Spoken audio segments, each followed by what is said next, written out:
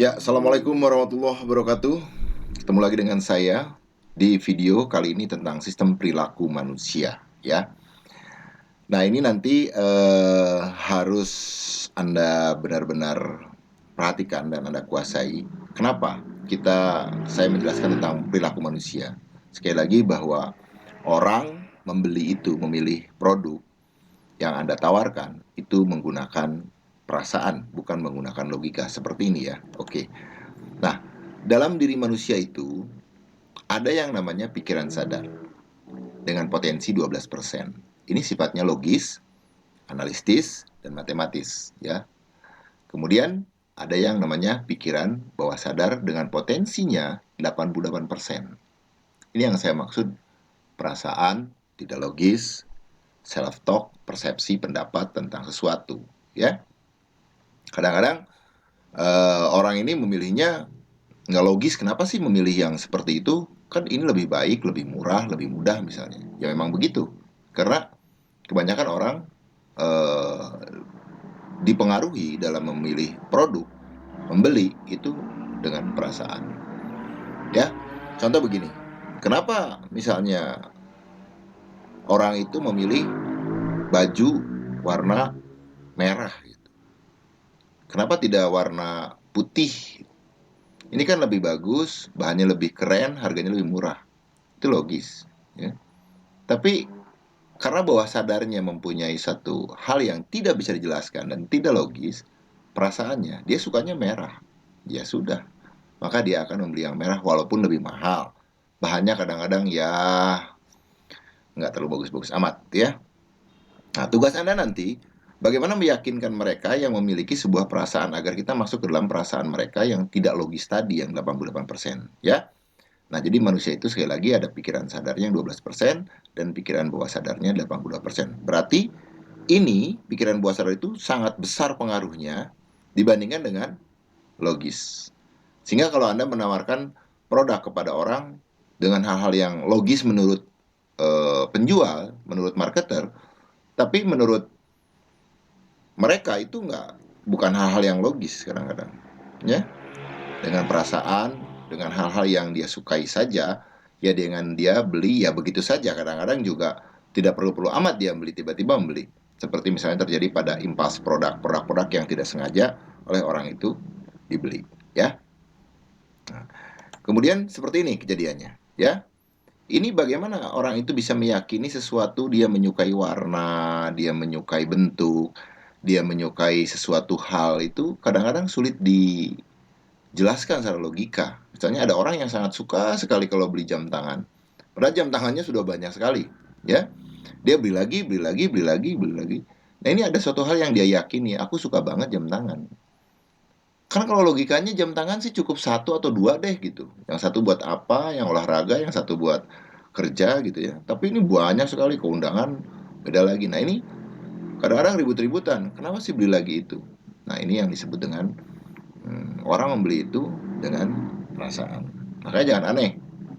Kenapa banyak sekali jenis-jenis produk, jenis-jenis merek-merek begitu ya. Misal jam tangan dengan berbagai merek yang banyak sekali dengan warna, bentuk, jenis segala macam. Tapi tetap aja laku dan karena memang ada yang menyukainya gitu, ya. Oke. Bagaimana orang itu meyakini sesuatu? Ini ada proses yang terjadi. Yang pertama dari proses induksi eksternal, ya. Induksi eksternal ini biasanya datangnya juga bisa disengaja atau tidak disengaja. Yang disengaja itu memang dibuat seperti misalnya nasihat dari orang tua, nasihat dari guru, apa yang dia baca, gitu kan? Dipaksa secara eksternal masuk melalui visual atau melalui penglihatannya, apa yang dia lihat. Dia seringkali melihat kakaknya yang dia idolakan, dia sering melihat orang tuanya yang diidolakan, temannya yang diidolakan, ya. Atau orang ini lebih kuat ke audio. Dia sering mendengar dari orang-orang yang dia idolakan tentang produk, tentang warna, tentang jenis. Ya, ini masuknya akan ke pikiran bawah sadar yang 80% tadi. Atau ada sebuah pengalaman.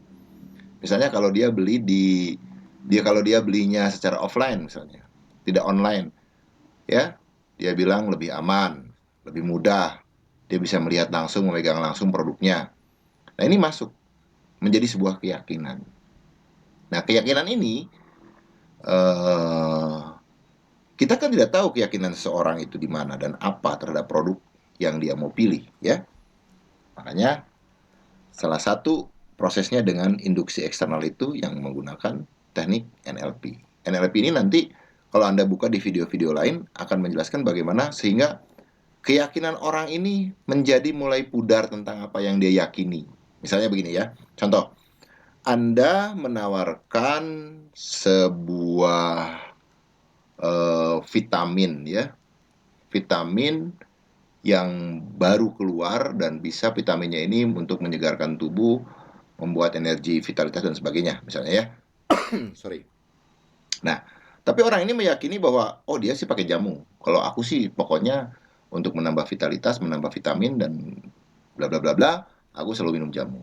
Nah, Anda menawarkan produknya vitamin dalam bentuk kapsul ya atau dalam bentuk apalah begitu. Ini ketika harga lebih murah tidak menggoyangkan dia. Ketika bonus banyak tidak menggoyangkan orang ini ya. Kenapa?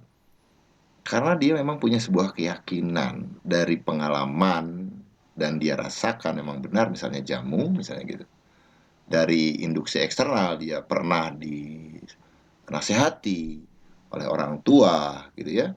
Dan dia pernah melihat secara sendiri bahwa dia yakin sekali untuk menambah vitalitas, untuk menambah kebugaran, untuk menambah energi, minum jamu. Ketika Anda menawarkan produk kesehatan, ya, ini kesulitan menghadapi orang seperti ini.